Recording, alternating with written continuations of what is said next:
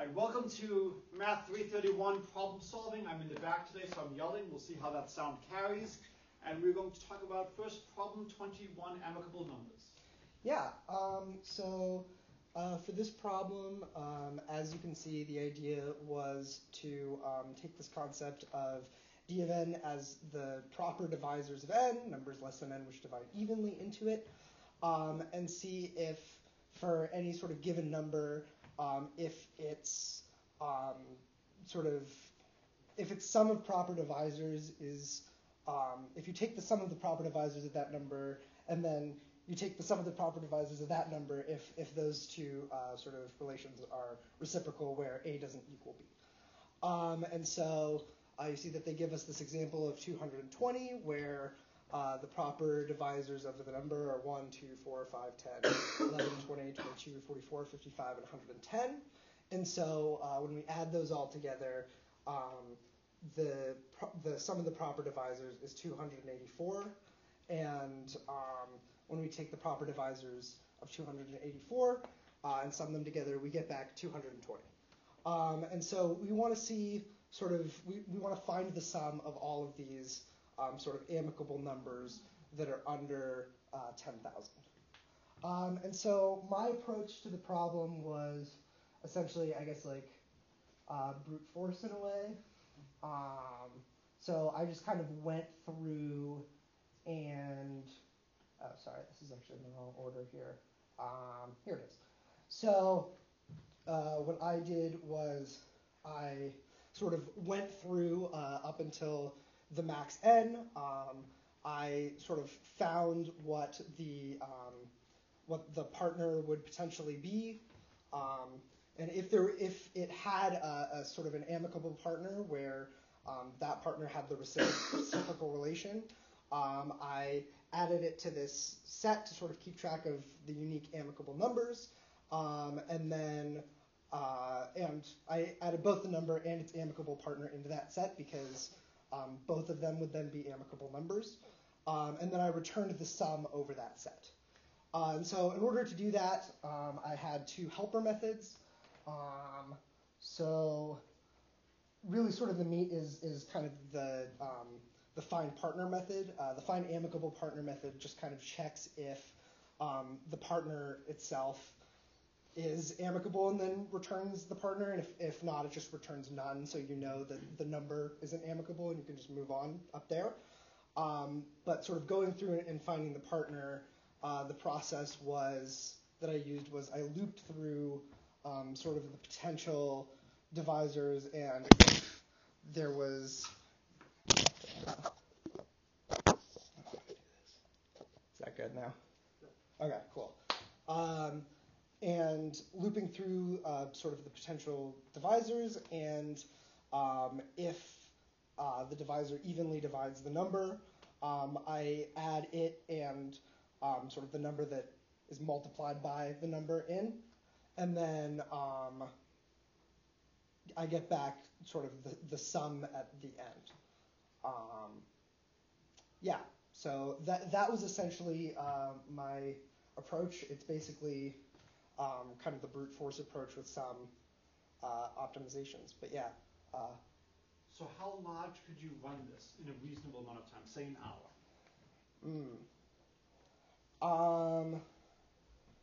That is a good question. It went pretty fast for the 10,000. Looking at sort of the complexity, right? So this is a great question, is what is the complexity of the method? If you increase the range, instead of going up to n, how does the runtime vary with n? Right. So it's at least linear, right? And then kind of looking into, I guess, the spot where there's also a space complexity issue as well, but I'm not necessarily as worried about that. Can you scroll down a little to keep find partner in frame? Yes. Yeah, I was just going to move back to that. And so for find partner, for each n, it's going to also be, I guess, linear in the number of, like, how big n is. And so in that sense, I suppose it would be an upper bound of n squared, maybe. I'm a little bit iffy about that, but Let me just see if I can open this up. yeah.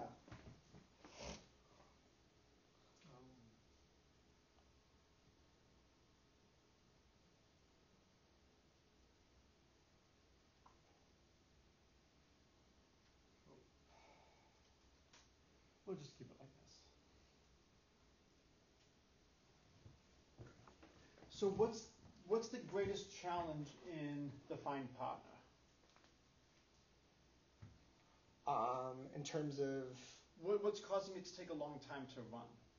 It's finding It's finding all all the factors. the factors. So the question is, Oh. what's the best way to find? You're checking all the numbers from 2 up to n over 2. yeah. I should do like up to root of n. So if you do it all the way up to n, that's going to take you, order n steps. If you just found the prime factorization of the number, you could actually do this significantly faster. Oh, interesting. So Okay. so how far would you have to go to get the prime factorization? Root n, because if x times y equals your number, they can't both be greater than the square root of n. So if you looked and found the prime factorization first, once you have the prime factorization, you could then construct all the factors from that. Or, of course, you don't actually need all the factors, you just need the sum of all the factors. Well, there may not be an easy way to do that without actually finding what the factors are. But if you do that, that would replace the n with the square root of n and allow you to go significantly further. Actually, in the case that you're finding any divisors, can't you still do root of n? Or is it only for prime factors? No, because like, if the number's like 26, then you're only going to get to 13 is greater than square root of 26. Oh no, but like you, like find every it time you find a lower factor, you Yes. can Yeah. pair it up, and then that means you only have to go to root 2. So you can use that optimization. You only have to go up to what? Root of n, not Yeah, right. No, we were saying root of, yes, exactly. You have to go up to root of n. But yeah, so you don't have to use the prime factorization. Yeah, then exactly. in that case is what you're Because then saying. if can you just swap like that. get the prime Yeah. factors, then you also have to like find which ways to combine them to get all the factors, right? Which could add to the complexity of the problem. Yes. So it might make more sense to just go from 2 to like root of n, Yeah. matching up the pairs of like if you get the lower one, you Right. match up with the upper one. The other thing that I did that was kind of it was maybe like a less elegant optimization as well though, is I also use a set to keep track of what the previous divisors are. So if I start running into repetitions, I actually break out of the loop a little bit early. So that might kind of reduce the complexity. I'm not sure if it actually... No, this is a terrific point. In fact, this was what I was going to say next. I'm very glad you brought this up. If you have a lot of storage space, what you can do is you can start saving the factorization of numbers as you go. And so now let's say you take a number n, it's not divisible by 2, it's not divisible by 3, it's divisible by 5. Now you look at n over 5 and see, is n over 5 on your list? And if it is, then you can immediately pull in its factorization. So the more storage space you have, it's more code to deal with this. You can save in terms of your computations. You can create data tables. And so there's actually some calculations I've done in previous years on elliptic curves where I need to know the prime factorizations of n, and it turns out what goes on at n is a product of what goes on at each prime and prime power. So if you can save those, all you need to then is pull in a factorization of n, and then you can figure out very quickly what goes on. So that's a really good idea that's lurking in the background. It's not needed for what you're doing. But if n gets very, very large, then we need to worry about what's the best way to do it. The number of factors of a number is actually quite small, the number of prime factors. It's typically of size log n. So if you have 10 to the 200 as your number, log of that, well, that's the log of 200 log 10. Log 10 is about 2.3. So we're talking about something that's less than 1,000. So even if you're looking at 10 to the 200, the number of distinct prime factors is so small. The problem is if you have to keep checking every single prime, it's going to take you a while. So do you actually have a prime list, a list of primes? Or every now and then you check and see, once you find a prime factor, you divide by that and you have a smaller number. Do you occasionally check and see, is my number prime? Wait, assuming that you have a list of prime factors of a number, is it an O of 1 computation to get like how many factors it has? Yeah, because once you have the prime factorization, if the first prime occurs to the A1 power, the second to the A2, the third to the A3, then basically all you have is the number of possibilities goes from 0, 1, 2, 3, all the way up to A1. So you have A1 plus 1 choices for the first, A2 plus 1 choices for the second. But in this case, you don't actually want the number of choices, but like the particular factors, right? Correct. In which case, like if you actually have to do the computation to like remake the factors using the prime factors, would it might be a more costly computation than just getting the factors at the start, like in your first pass? It could be. It's a question of how can you stop the calculations as fast as possible. Yeah. Because you don't want to check every number up to square root. Right. And so if you pull out prime factors, you keep making your number smaller and smaller and smaller. Right? Because every time I have a prime factor, I get to decrease my number. So let's say I find that 7 and 11 are both primes that divide my number n. I can now divide n by 77, and it's going to cut greatly the range I need to check. So I think it's actually going to be, and this is the calculation you want to do, and say, Tunstall, there ain't no such thing as a free lunch. What is the trade-off in terms of spending more time computing prime factors versus having all the numbers? And my gut feeling is there are so few prime factors that divide a number, it's a good trade-off, but you're absolutely correct that it's something that you should be thinking about. Excellent. Any other comments on this problem?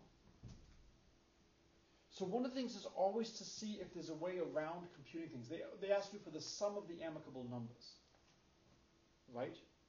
So to some extent, all you need to do is if you can determine that a number is not amicable, then you're done. So do you just have a fast test for non-amicable? And if so, then you can just keep removing those numbers as you go along. The problem is, I don't know a fast way to tell a number is not amicable without checking to see what are the divisors sum to. There's other things such as deficient numbers and abundant numbers, depending on whether or not the sum of the proper factors is greater than or less than your number. Well, I guess one thing is, actually no, never mind. You still have to do the computation. Right.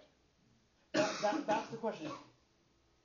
Answer what's being asked. Did we do that? Yes. One thing is like if you know that like d of a equals b and then d of b equals some c, then a, b, c are, so you don't have to do the computation for c. Yes. And so that's actually a great thing to keep track of is as you're going, that's a really good idea. As you're going through the calculation, when you get to a number n, if it's not amicable, you can see what it goes to. And so let's say n goes to m, and m is not n. Then you know when you get to m, you don't have to check it, and you know if you get anything else that hits m, for that, I mean, I don't think it's going to help you with anything else hitting m, but at least when you get to the number m, you can eliminate it. So every time you check a number, you can hopefully eliminate some things. So there's a lot of opportunities to make these things efficient, but you have to remember that oftentimes it's not worth it. Especially going up to 10,000, it runs fast enough that there's really no need, and this is a much cleaner code. What I would love you to do is do it for, say, 500, 1,000, 2,000, 4,000, 8,000, 16,000. Keep doubling it. And then see what is the runtime. And plot that, and then plot it on a log scale. And then this is a great way to sniff out how deep of trouble will you be in if I ask you to do 1 million or 1 billion or 1 trillion. You want to get some rough estimate, is this reasonable? I told you Erdős's quote about Ramsey numbers. So the friendship graph is everybody is either friends or not friends with a person. You can't be impartial in your relationship. And the question is, how many people do you need to have at a party before you are guaranteed at least 3 people like each other, or at least 3 people mutually don't like each other? And the answer is 6. And so they call this number R33, because you either have 3 people all of whom like each other, or 3 people all of whom don't like each other. And we know very little about these numbers. And so Erdős said, if an alien fleet were to show up over our skies and demand that we calculate R55 in a year or they will destroy humanity, we do it. If they want R66, we fight. Just the complexity of the problem becomes so bad. If we had to, yes, we could devote all the resources and get through the problem. But to get that one, no. And that's what you want to get a sense of, is how bad is it? So this is a great problem. This illustrates a lot of wonderful things. It's got some simple code that works for the problem at hand, but you want to now do some runtime analysis and just get a sense of how great of a range is this applicable. And if it goes up to 1 million or 1 billion, there's no need to make it better. The other question is, how many times do you have to run this program? Once, right? You're generating the amicable numbers. So if it takes 3 days, that's fine, because you're not doing Monte Carlo simulations. You're not running the code and then analyzing it again. So you don't have to worry too much about efficiency. If this was something for, say, a cell phone, where it's going to be used by the customers day after day after day, you can't afford to have something that takes a long time. Okay. Excellent. So thank you. Can only do one problem? Well, we'll rotate. We'll let everybody have a chance. Is there a problem anybody else would like to do? Okay. Do you need a computer, or do you want to do it on the board? I'll just do it on the board. Okay. This one was, I didn't write any code for this one. Okay. It's 25, I believe. 25. Okay. 1,000-digit Fibonacci number. Oops, wait. So first, we'll just state the problem for the viewing audience. So the problem is, these are the Fibonacci numbers. What's the index of the first term to contain 1,000 digits? So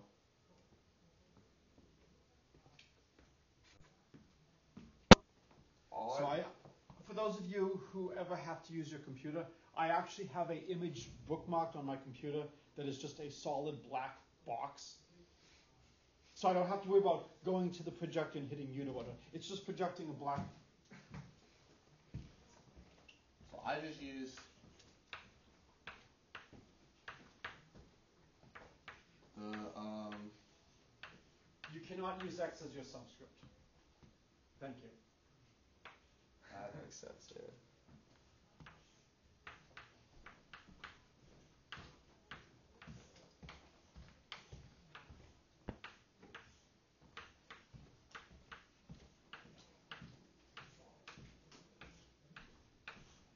So I just use this expression for f of n. This will give me the nth Fibonacci number.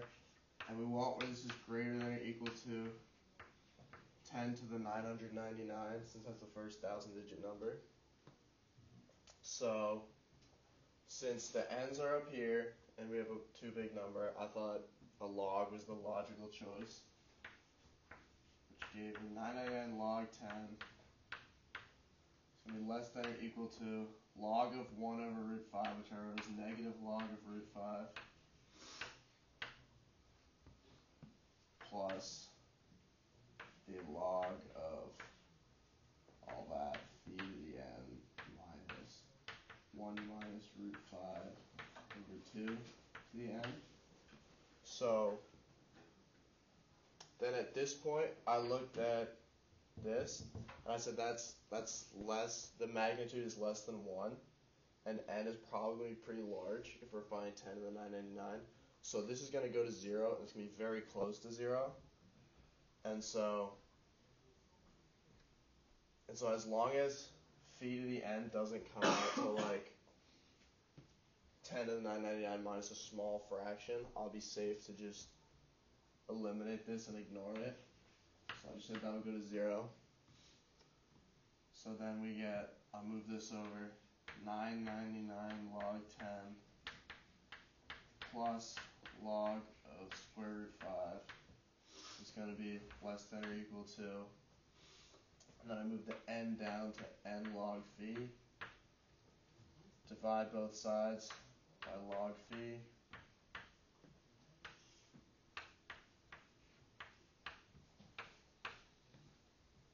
and we have n is greater than or equal to that number, which came out to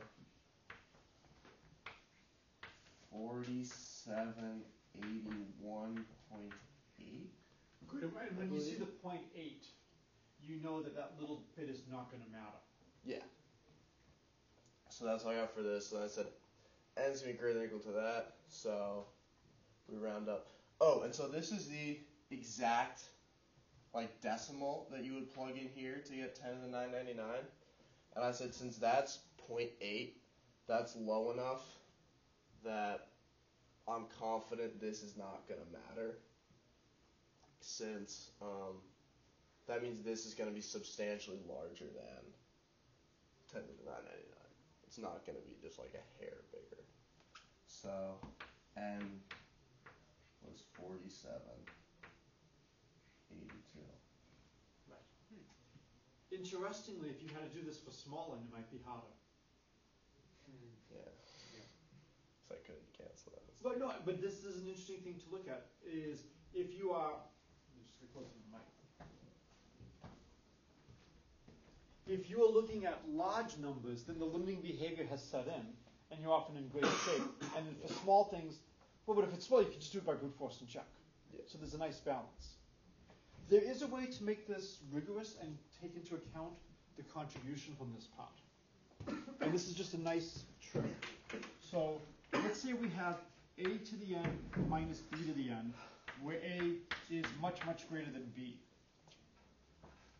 We can write this as a to the n 1 minus b over a to the n. And then if you take the log, you'll get n log a plus the log of 1 minus b over a to the n. And then since the log of 1 minus x is approximately negative x, if x is small, you can actually quantify what this is. And if you want to get upper or lower bounds, you can just put in a negative 1/2 and a 3/2, and then that will give you a perfect exact answer. And just make sure that this is in range.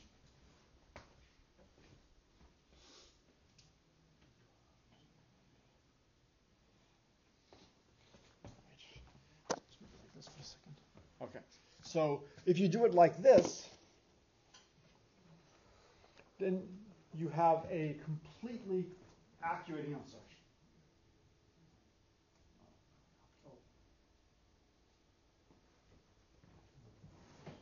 So again, it's nice to know this is a really common technique for error analysis. If you have a main term and a secondary term, pull out the main term. If you've seen eigenvalues, you might have a linear combination of eigenvalues. The growth is determined by the largest. And you play this trick of you pull out the power of the largest, and then this is a ratio less than 1. So it's insignificant in the limit. The nice thing that's floating on in the background is the Fibonacci numbers are integer. Well, both of these are irrational. So the Fibonacci number is the closest integer to this when n is large, like 3. And so you really don't need this. All this does is it changes you by less than 1. So as you said, just look at phi to the n. Excellent. So there's really no need to even do a coding here. And if I gave you a larger value of n, would it make it harder? No, it would actually make it easier. Where is the only place that things could become dicey?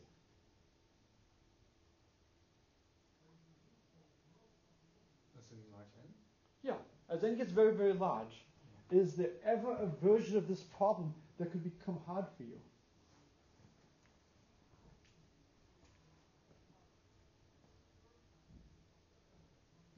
If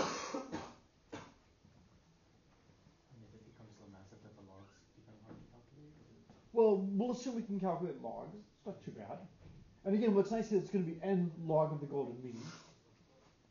And it's like log of a 1,000-digit number, for instance. But the log of a 1,000-digit number is going to be very nice because they'll just have a bunch of 9s.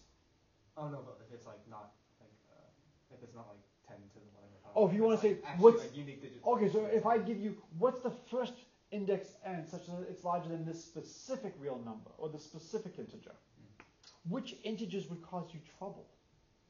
So there is something in the method here that we were okay at the end of the day for this particular problem. What could be the danger? I'm going to move this back so we stop having the... So when you were doing this, what did you assume?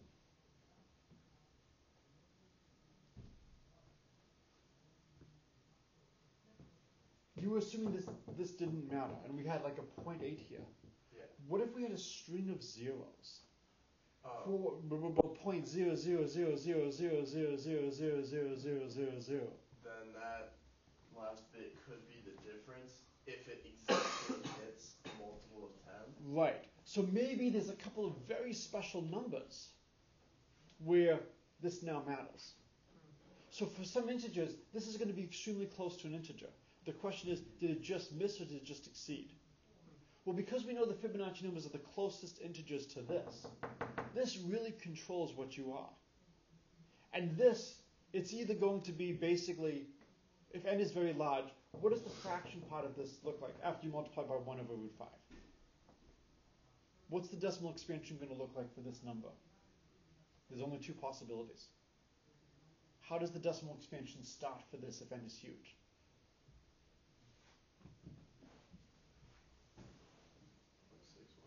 I'm sorry? No. For this whole thing. For this whole part here, the 1 over root 5 golden mean to the n. There's only two possibilities for the decimal part of this number. Zeros or nines. Yeah, it's going to be 0.000000000 or 0.999999999. Those are the only possibilities because this is so small and this whole expression is an integer. So when you're looking at this, it's going to be just basically 0.9s or 0.0s. And this is just going to be that small little bit to push you in either direction. So you actually really do know what this is. And I don't think there's going to be any ends that are going to be that bad. Because you know what the decimal here looks like.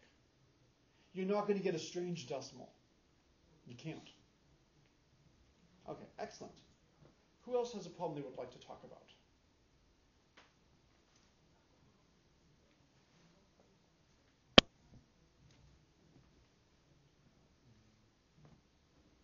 Do you have one you want to talk about? Okay. I have two. Okay. Do you can you connect to your? I can do that. Okay. But do we have a cable? Yes.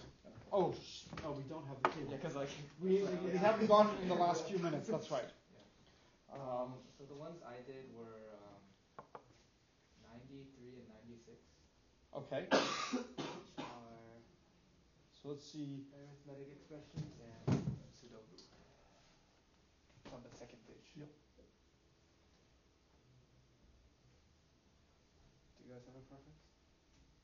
Do you want to see a Sudoku solver? I mean, I was going to say Sudoku. Okay, let's go to Sudoku. So I just did. Okay. So the first thing we need to do. Yeah. Is probably. Oh, that might have been a good idea to do it earlier. Still on the screen. I think we don't need to turn off the light. It sometimes makes it record better. Yeah. So I hope you guys all know Let what me Sudoku see. is. Right now, it's actually not recording anything. So it might be easier to do it without the screen. Oh.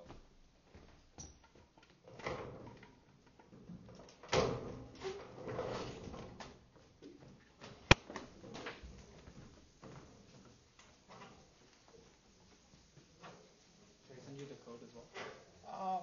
Sure.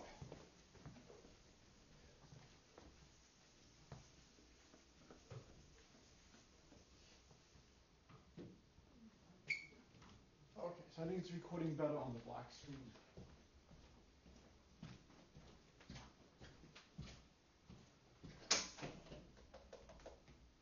Okay, there isn't a cable. This desk is just falling apart. Okay, yeah, that's much better. Okay. So this is basically solving a Sudoku. Each row, each column, and each of the 9 boxes have to have the numbers 1 through 9 exactly once. So it gives you like 50 problems, and you have to just like find the sum of these 3. Yeah. Okay. Yeah, like where you treat those 3 numbers as like one number. So Okay. Which means you actually have to solve them because in order to know the state of the top left corner, you have to know that like the state of the entire board. I'm pretty sure. Wait, I disagree. You just need to find the sum of what? Oh, just like these 3 numbers in the corner here. Wait, so you don't have to fully solve the Sudoku, right? You just have to solve those first 3 numbers for this problem.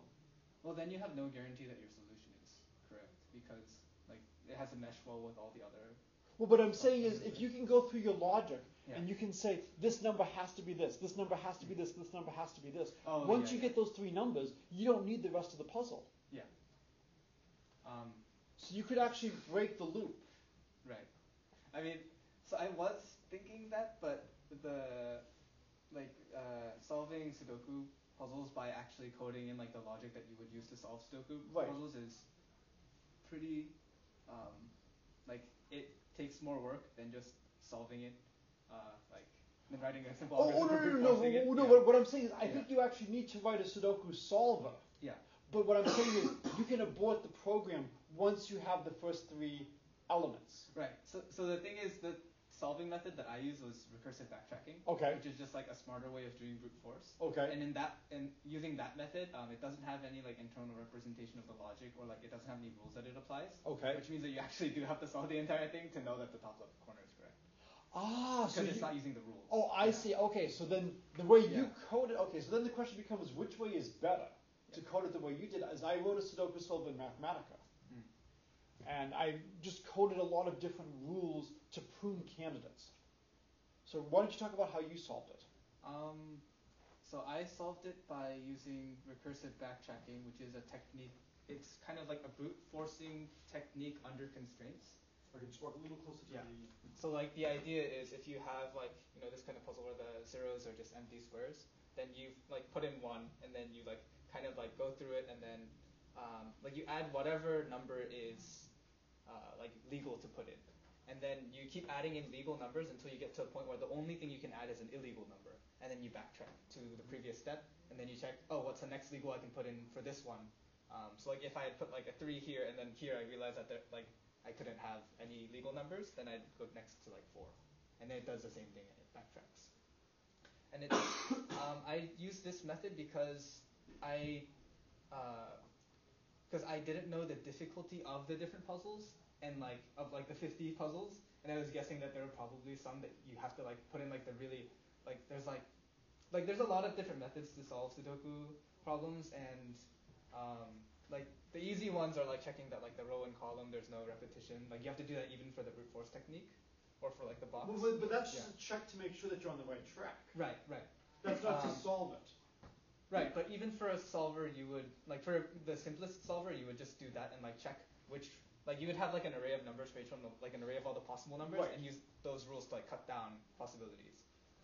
So like that would be like the simplest solver. But then like if you have other things where you actually have like rules of inference that are like embedded in the code, right, then that's much more difficult to do. Like the first few are fine, but then like the more advanced techniques are like kind of annoying to code.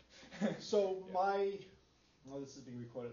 My wife and my mother and I have a difference of opinion. I wrote a Mathematica program to solve Sudokus, and I think that's destroying the fun. To me, the fun is finding what are the rules to encode. There's really simple rules. So you can start. I do it by having two Sudoku boards.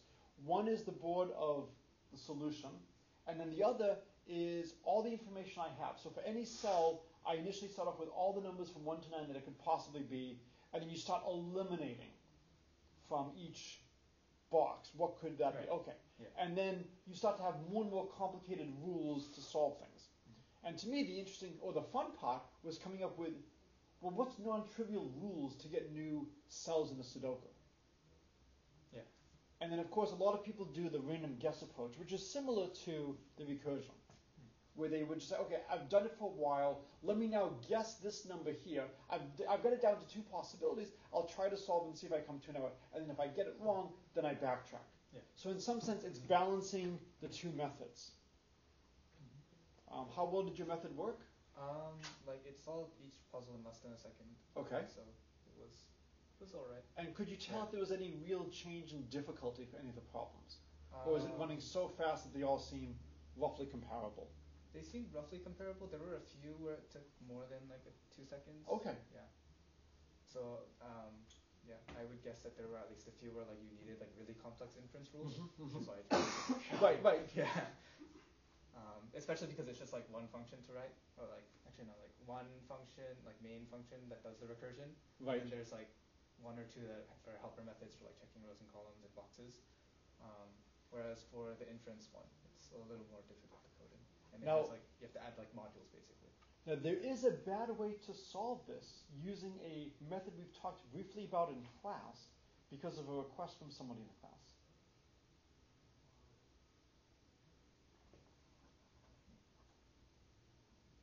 You can tell whom I'm looking at.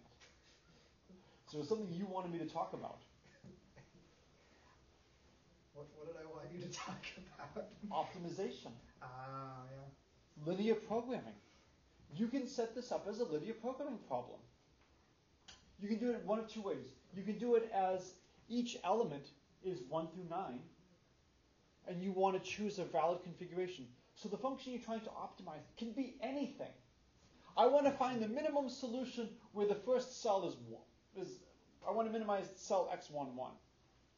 And then you'll get a solution. And then you look at all the solutions and find which one has the minimum. Well, they all have a unique solution. You don't really care what you're optimizing. You could do this as a linear programming problem. It's a painful linear programming problem. If you want to do things in binary, you can actually write the numbers 1 through 9 by using binary variables. And you would have the x11 would be y11 plus 2 z11 plus 3. I should have started at A, right? So you could just do a base 2 expansion for the numbers from 1 to 9. It would be painful to do that, but if you only had a binary integer programming solver, you can just write all the numbers from 1 to 9 with binary variables. So if you have a hammer, every problem looks like a nail. If I have a binary solver, I can convert this to a binary solver. I would not want to, but I could.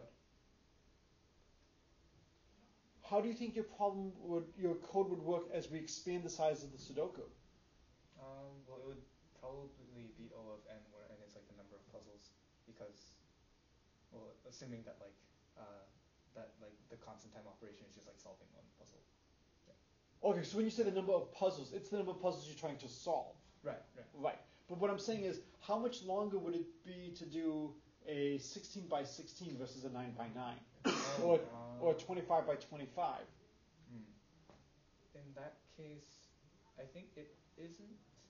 Like, I would expect it to be like O of n squared, like where n is like the side length of the board, but it's actually not that slow because of all the rules that are baked into it. So like that cuts out a lot of possibilities. Right. Yeah. So a lot of times you can abort the calculations quickly and realize this is wrong. Yeah. And then as you start to get things, the number of candidates is small. And like backtracking is exactly about just like boarding as quickly as you can. Right. So it's not too bad. Like if it were just if Sudoku were the kind of game where you actually have to seed in all the values just to check, then like recursive backtracking would be a terrible solution. But because of the constraints. Right. Well, so the question is, do you do like a balanced approach where you first use the fact, well, look, I know I have a 2 in the in the middle top row box. Yeah. So do I eliminate 2 from all the other possibilities before I do the recursion?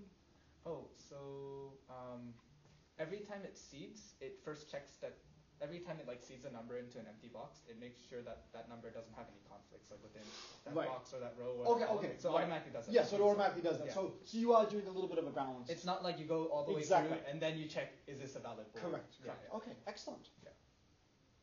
All right, so I'm going to just hit stop right now. What language did you use? I just used Python. Python. Okay.